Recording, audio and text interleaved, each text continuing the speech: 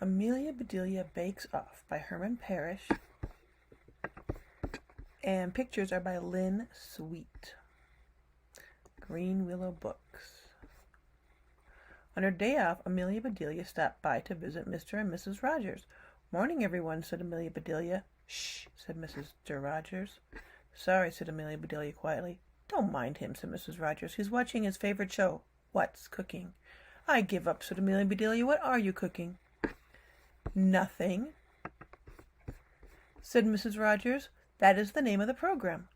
Mr. Rogers was getting annoyed. "Please be quiet, for Pete's sake."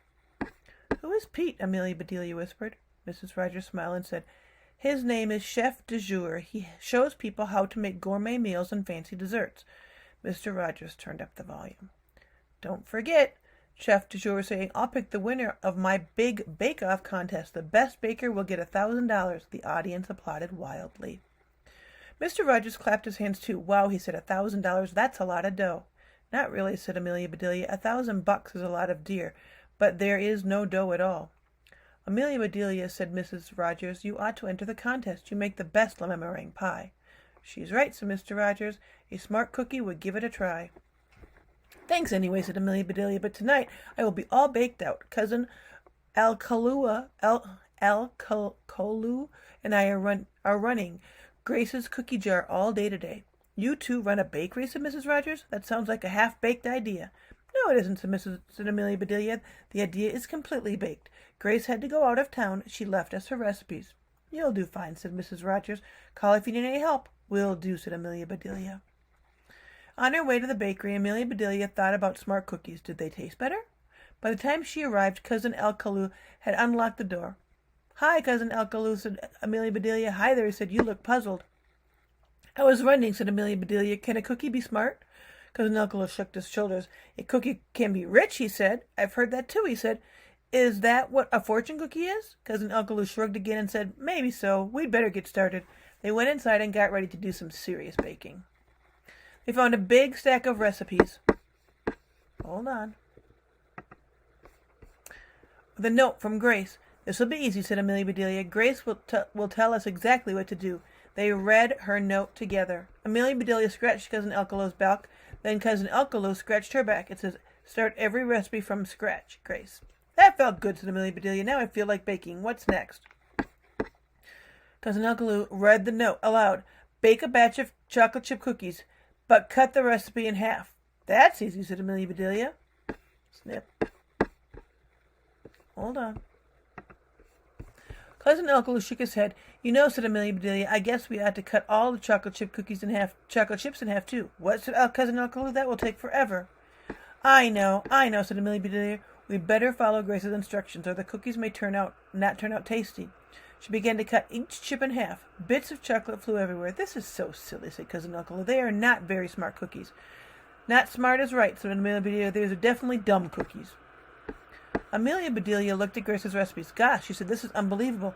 Grace wants us to bake 12-pound cakes." "Are you sure?" said Cousin Alcalou. 12 pounds is a mighty heavy cake. How many 12-pound cakes does Grace want us to bake?" "She didn't say," said Amelia Bedelia. "The recipe is just for 1-pound cake.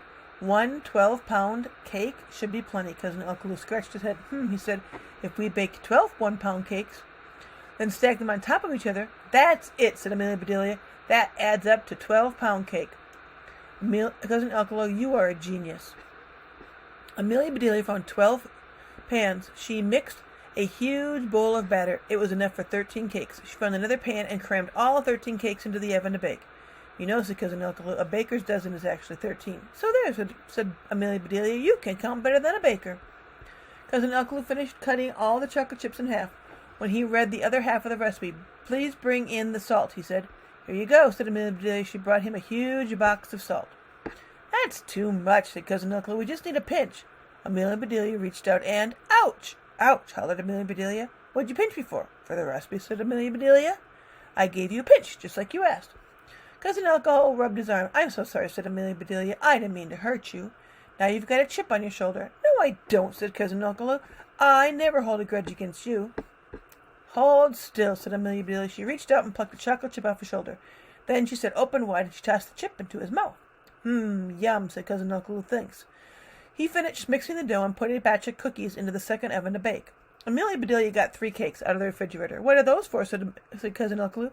"Grace calls them cheesecakes," said Amelia Bedelia. "She were supposed to put cherries on top." "Cherries with cheese?" said Cousin Elkaloo. "Sounds like a yucky combination to me." "Me too," said Amelia Bedelia. "I bet if the cakes looked cheesier, we wouldn't need cherries." They cut holes to make a Swiss cheesecake, and drizzled food coloring to make a blue cheesecake, and they painted flags to create an American cheesecake. Beep, beep, beep. Just then the oven beeper ran off, and Amelia Bedelia and Cousin Elkaloo took out the pound cakes. They put them on the racks to cool, and then they took the cookies out of the oven and had a tea break to sample them. "You know what?" said Amelia Bedelia. "They taste better with the chips cut in half. These are smart cookies after all." "It was worth the work," said Cousin Elkaloo. "Now let's build that 12-pound cake." Amelia Bedelia handed him the cake after cake. Cousin Elkaloo stacked each one higher and higher. "Is it my imagination," said Amelia Bedelia, "or are the cakes starting to lean?" "I can't tell," said Cousin Elkaloo. "Hand me that last cake, please." As soon as he put it on top, it slid off and crashed on the table. "Uh-oh," said Cousin Elkaloo. "The pound cake got pounded." "No problem," said Amelia Bedelia. "Our baker's dozen just gave me a spare cake. Bakers must know that accidents happen." "Lucky for us," said Cousin Elkaloo.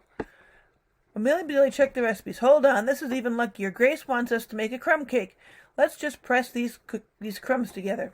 The two of them pushed and prodded until the crumbs turned into a cake. "Presto, crumb cake," said Amelia Bedelia. "Yes, sirree," said Cousin Elkaloo. "This one's a crummier cake."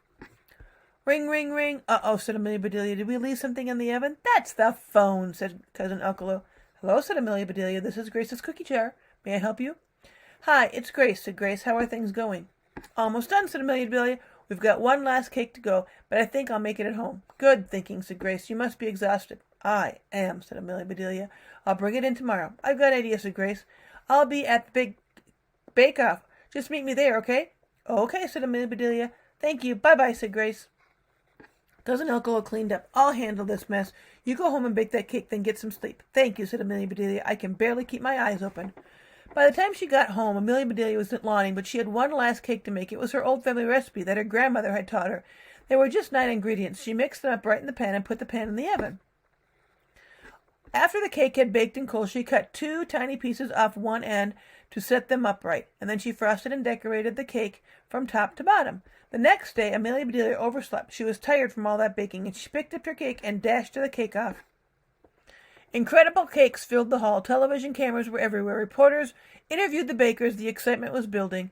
Amelia Bedelia looked everywhere. She didn't see Grace anywhere. Amelia Bedelia put her cake down on the table and went to search for her. At that moment, Chef du Jour strode to Amelia Bedelia's direction. He looked grumpy. Hold on. Just like on TV. When he got to Amelia Bedelia's cake, Chef du Jour stopped in his tracks. "What is this?" asked Chef du Jour. "Is this someone's idea of a joke?" "It's my idea," said Amelia Bedelia, "but it's no joke." "Then what is it?" demanded the chef. "It started out as a sheet cake," said Amelia Bedelia, "but I was so tired when I baked it that I went ahead and made the whole bed." A smile came over the chef's face. "It's so easy to make," said Amelia Bedelia, "but it's pretty tasty." "Really?" said the chef. "You can actually eat it?" "Here," said Amelia Bedelia, "bite one of the pillows." Hold on. The chef took a bite. He closed his eyes and his smile got even bigger. "Your cake is simple," he said, "yet the flavor is complex. It's funny, but seriously delicious." "Glad you like it," said Amelia Bedelia. "Like it," said Chef du Jour. "I love it. It's fantastic. Your cake takes the cake and first prize." There was a huge cheer. Amelia Bedelia smiled and waved to everyone at home, especially the 2 she knew were watching. Mr. and Mrs. Rogers were speechless. Then they jumped for joy. "See there," said Mrs. Rogers. "Amelia Bedelia is a smart cookie after all." "She sure is," said Mr. Rogers, "and with $1,000, she's a fortune cookie, too." And there is the recipe for her sheet cake. I hope you enjoyed Amelia Bedelia's Bake Off. Have a good day.